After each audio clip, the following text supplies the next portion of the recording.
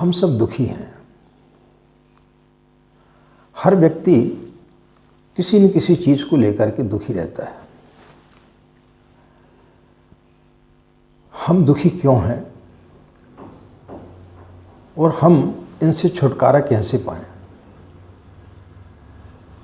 किस तरीके से हम अपने जीवन की शैली को बदलें ताकि हमारे जीवन में खुशियां ही खुशियां हों और किसी प्रकार का कोई भी दुख ना हो। दुख कहीं बाहर से नहीं आता है। दुख व्यक्ति स्वयं अपने आप खोज लेता है, क्योंकि व्यक्ति को दुख में रहने की आदत पड़ गई है। आपने देखा होगा, जब आप सुखी रहते हैं तब कोई भी व्यक्ति आपके पास में आपके सुख बांटने के लिए नहीं आता है। यदि आपने एक बड़ा मकान बना लिया, आपने कोई बड़ी गाड़ी खरीद ली, तो कोई भी व्यक्ति उस सुख में सुखी होने के लिए नहीं आएगा, आपको कोई शाबाशी देने के लिए नहीं आएगा। लेकिन किसी दिन आपकी गाड़ी का एक्सीडेंट हो जाए या फिर आपके मकान में आग लग जाए तो हजारों लोग आपको सांत्वना देने के लिए आ जाएंगे और लोग बोलेंगे कि तो हमने तो बोला था कि इस व्यक्ति ने इतना बड़ा मकान बनाया है, कहीं न कहीं इसने कुछ उल्टा सीधा काम किया होगा, तभी तो इसने इतना बड़ा मकान बनवा लिया है। तो दुख में व्यक्ति सांत्वना देने के लिए आता है, लेकिन क्या वो आपको सही तरीके से सांत्वना देता है? ऐसा नहीं है। जब कोई व्यक्ति आपको सांत्वना देता है तो उस समय उसे आनंद आता है कि चलो मैं इससे ऊपर हूँ, ये दुखी है मैं सुखी हूँ। तो उसके लिए कुछ क्षण सुख के अनुभव होते हैं कि मैं इस व्यक्ति से ज़्यादा सुखी हूँ। तो मित्रों, यदि हम अपने जीवन की दिशा धारा को थोड़ा सा बदल दें, हम अपने जीवन की दिनचर्या में थोड़ा सा परिवर्तन यदि लेकर के आ जाएं, तो आप जानते हैं कि आप अपनी ज़िंदगी की सारी समस्याओं का समाधान आप कर सकते हैं। आप अपनी थोड़ी सी दिनचर्या को यदि सुधार लें तो आपके जीवन में किसी प्रकार की कोई भी तकलीफ नहीं रहेगी। तो आज इन्हीं सूत्रों के बारे में हम आपको बताएंगे कि आप अपने जीवन की दिनचर्या को बस थोड़ा सा आपको बदलना है, और थोड़ा सा आपने बदला कि आपकी पूरी ज़िंदगी बदल जाएगी। तो यदि आप अपनी ज़िंदगी को बदलना चाहते हैं तो इस वीडियो को ज़रूर सुनें और इसका लाभ लें। राधे राधे, जय श्री कृष्णा, नमस्कार। मैं आचार्य पंडित गिरीश वारुलिया, गायत्री महामंत्र। ओम भूर्भुवः स्वः तत्सवितुर्वरेण्यं भर्गो देवस्य धीमहि धियो यो नः प्रचोदयात्। अखण्डमण्डलाकारं व्याप्तं येन चराचरं तत्पदं दर्शितं येन तस्मै श्री गुरवे नमः, तस्मै श्री गुरवे नमः। मित्रों, प्रकृति हमें जीवन जीने का तरीका बताती रहती है, लेकिन हम प्रकृति से कुछ सीख नहीं पाते हैं। आपने देखा, सुबह सूर्य उदय होता है, धीरे धीरे धूप बढ़ते जाती है, दोपहर आती है, फिर सूर्य ढल जाता है। उसके पश्चात में रात्रि में धीरे धीरे अंधेरा और बढ़ने लगता है और फिर बहुत ज़्यादा अंधकार छा जाता है। इसी प्रकार से व्यक्ति का जीवन होता है। व्यक्ति हमेशा ना तो सुखी रहता है न दुखी रहता है। जिस प्रकार से कि प्रकाश आता है तो वो इसकी सूचना देता है कि अंधकार आने वाला है, और जब अंधकार आता है तो वो इसकी सूचना देता है कि प्रकाश आने वाला है। तो हमारे जीवन में यदि सुख है तो वो इस चीज़ की सूचना देते हैं कि आपके जीवन में दुख आने वाला है, और यदि आप दुखी हैं तो वो इसकी सूचना देता है कि आपके बहुत ही जल्दी आपके जीवन में सुख आने वाला है। ये प्रकृति हमें बताती है, लेकिन क्या आप जानते हैं कि आप यदि अपनी दिनचर्या में थोड़ा सा भी यदि बदलाव कर लेंगे तो फिर आप अपने जीवन में हमेशा प्रकाश ही प्रकाश पाएंगे। रात्रि में भी प्रकाश, दिन में भी प्रकाश, यानी आपका जीवन जो है आनंद से भर जाएगा। प्रातः काल का एक ऐसा समय होता है जिसे हम ब्रह्म मुहूर्त बोलते हैं। उस समय 4 से 6 के बीच का एक ऐसा समय होता है जब रात्रि में सबसे ज़्यादा अंधकार छा जाता है, और उसी समय व्यक्ति की इच्छा होती है कि थोड़ा और सो लिया जाए। व्यक्ति रजाई को खींच करके और ज़्यादा सिमट जाता है। उस क्षण में यदि आप जाग जाएं और कुछ करने लगें तो फिर आपकी दिशा बदल जाएगी। अंधकार आपको नकारात्मकता की ओर ले जाता है। जब आपकी और सोने की इच्छा होती है, यानी आपके अंदर नकारात्मकता ज़्यादा भर रही है। लेकिन जब आप सो कर के उठते हैं और उस ऊर्जा में जब आप साधना करने के लिए बैठते हैं तो फिर आपके अंदर एक सकारात्मक विचार आते हैं। इससे 2 चीज़ें होती हैं। जो सो रहे हैं वो या तो आपको और सुलाने की कोशिश करेंगे कि भाई इतने बजे उठ करके आप क्यों खटर पटर कर रहे हैं, हमारे नींद में व्यवधान उत्पन्न हो रहा है, आप कृपया करके सो जाएं। तो या तो आप सो जाएंगे या फिर वो लोग उठने पर मजबूर हो जाएंगे, यानी वो लोग भी उठ जाएंगे। तो आपके एक काम से दूसरे लोगों को भी फायदा हो जाएगा। या तो आप सोने की स्थिति में चले जाएंगे या फिर आप दूसरों को भी उठा देंगे।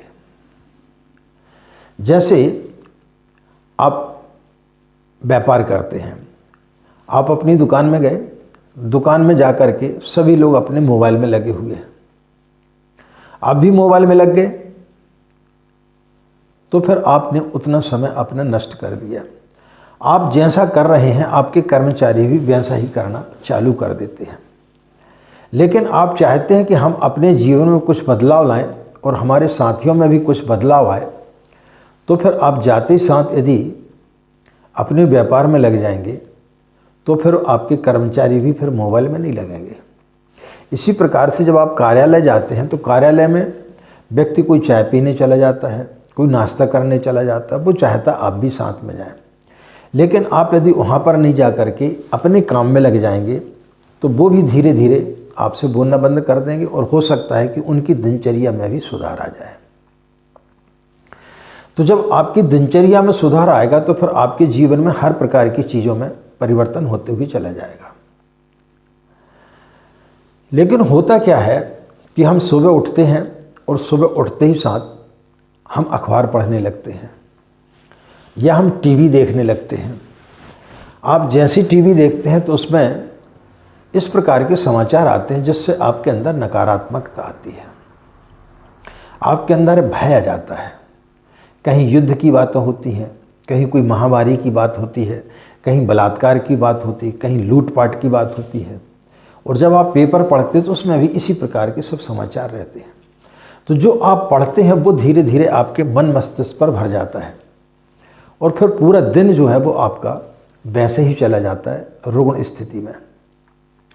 कई माताओं बहनों का वो भाइयों की तो ऐसी आदत पड़ जाती है कि जब रात्रि में वो सीरियल देखते हैं तो सीरियल वाले भी आपकी कमजोरियों को बहुत अच्छे तरीके से समझ चुके हैं।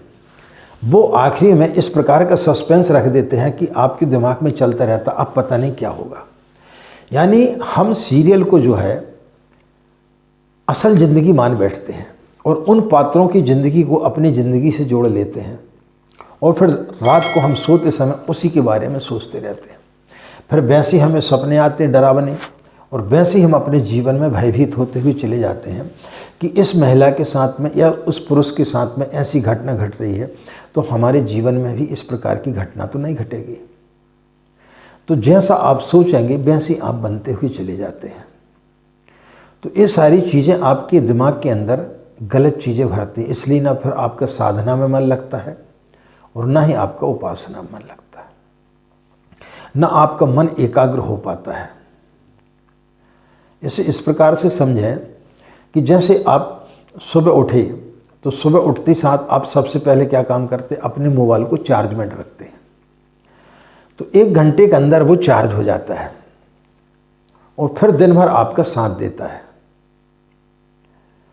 तो आप इसी प्रकार से यदि अपने जीवन में प्रातःकाल 4 से 6 के बीच में यदि सो करके उठ जाते हैं और अपने आप को रिन्यू कर लेते, अपने आप को चार्ज कर लेते हैं, तो फिर दिन भर जो है आपके अंदर उत्साह और ऊर्जा भरी रहेगी, आपके अंदर फिर नकारात्मकता नहीं रहेगी।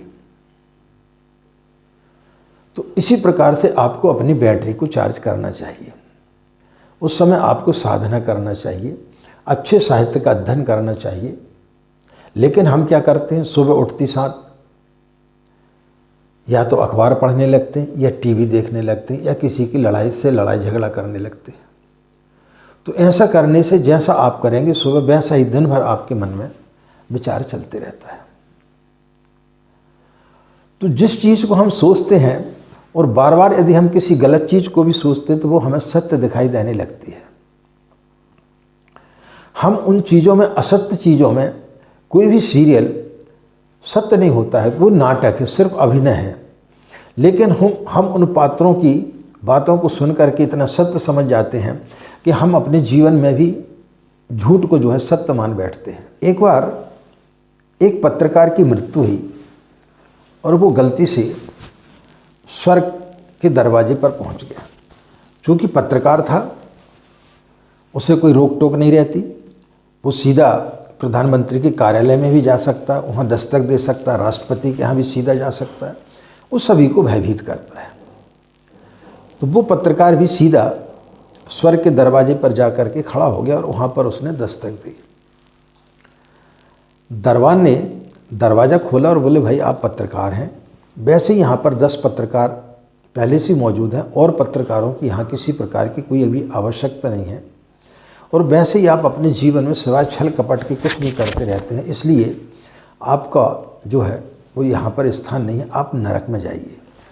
उस पत्रकार ने उसे डरवाया, जैसी कि उनकी आदत रहती है हर व्यक्ति को डरवाने की। तो उस दरबान को भी उसने डरवाया कि तू जानता नहीं, मैं फला फला इतने बड़े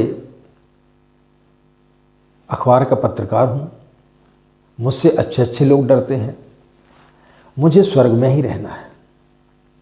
अब यदि तुम मुझे स्वर्ग में नहीं रहना देना चाहते तो मैं आपके पास में एक शर्त रखता हूँ। बोले कैसी? मैंने यदि तुम्हारे यहाँ पर जो 10 पत्रकार हैं उनमें मैंने यदि सुबह से शाम तक के बीच में यदि एक को भी राजी कर लिया नरक जाने के लिए, तो फिर वो जगह खाली होगी, उसमें तो मुझे रुकने दोगे? तो उसने बोला बिल्कुल ठीक है। पत्रकार का दिमाग था, उसने वहाँ पर सभी पत्रकारों से मिला और एक अफवाह फैला दी कि नरक में एक बहुत बड़ा पेपर निकलने वाला है और वहाँ पर संपादक की ज़रूरत है।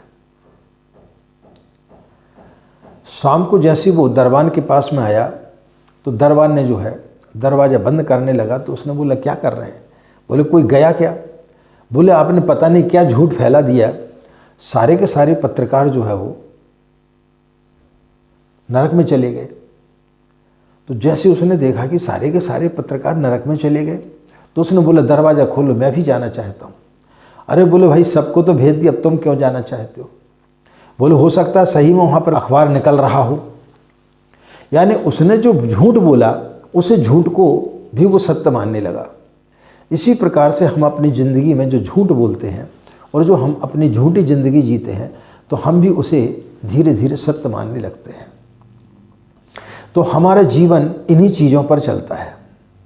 लेकिन कभी आप जानते हैं कि यदि आप प्रातःकाल सुबह ब्रह्म मुहूर्त में सो कर के उठेंगे और उस समय आपका जो चिंतन होगा, उस समय जो आप सोचेंगे, इसलिए विद्यार्थियों को बोला जाता है कि सुबह सुबह जो आप पढ़ते हैं वो याद रहता है।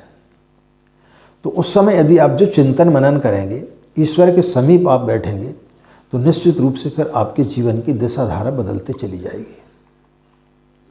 आपके काम करने का तरीका बदल जाएगा, आपकी सोचने की का तरीका बदल जाएगा।